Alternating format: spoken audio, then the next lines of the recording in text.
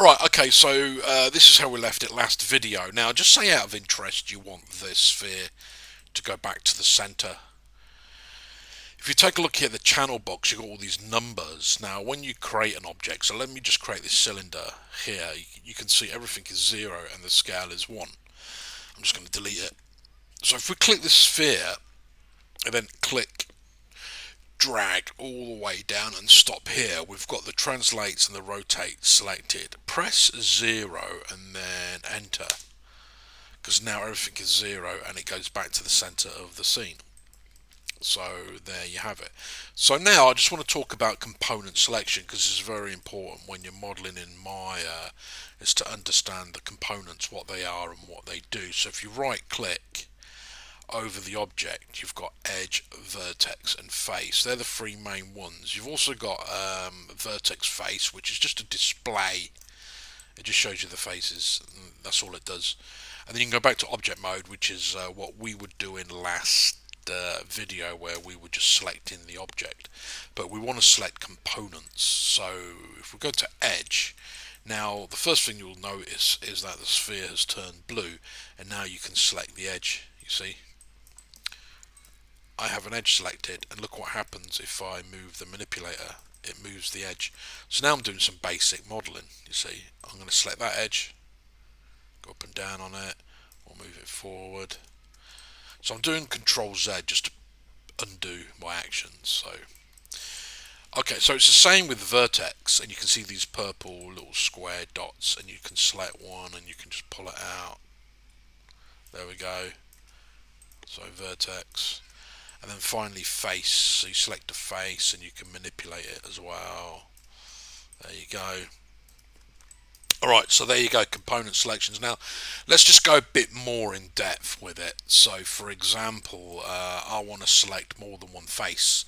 So I'm like, okay, I got one face selected, I want to select this one next to it. Boom. That is now selected, but the face that was originally selected has now disappeared. So I'm like, oh, what happened there? Let me reselect this. It's now selected and that face is now deselected. And so you can do this forever and you're never going to get both faces selected. So what you have to do is hold down shift, and now you can add to the selection. And you'll see the little plus icon next to the cursor anyway, which means adding to the selection. So I'm holding down shift, as you can see. There we go. Now, if you think to yourself, well, I've made a mistake, I've selected too many faces, I want to get rid of some of the faces, hold down Control, and you can see the little minus sign there, and now you can deselect. You see? So I just wanted these faces, and I just want to push them out. There you go. And it's the same with edges, so hold down Shift, you see, to select them, Control, deselect, and same with vertices. Now I said vertices, which is more than one vertex. So a vertex is one, vertices are many. So there we go. Alright, so just some other selection methods. So let's just select vertex again, and one thing you need to know is Maya remembers your last selection. So we're going to object mode, vertex. You see, these are the vertices I selected and Maya remembers. Let's go to edge. We've got one here. Let's go to face.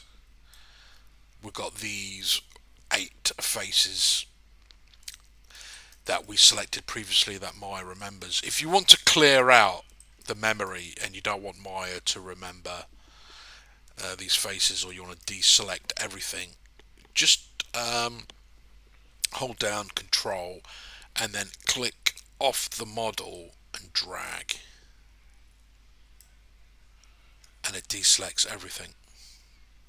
So let's go to vertex, hold down Control, click, drag, everything is deselected.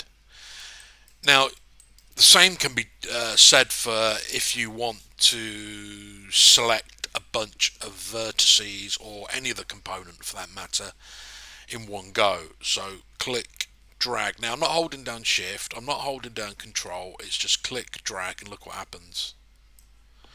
I selected a bunch of vertices in one go. However, if you go round, you can see these are selected here, but these aren't. And let's just say I wanted these selected. So in this kind of situation, I'm just going to do Control Z to get rid of it.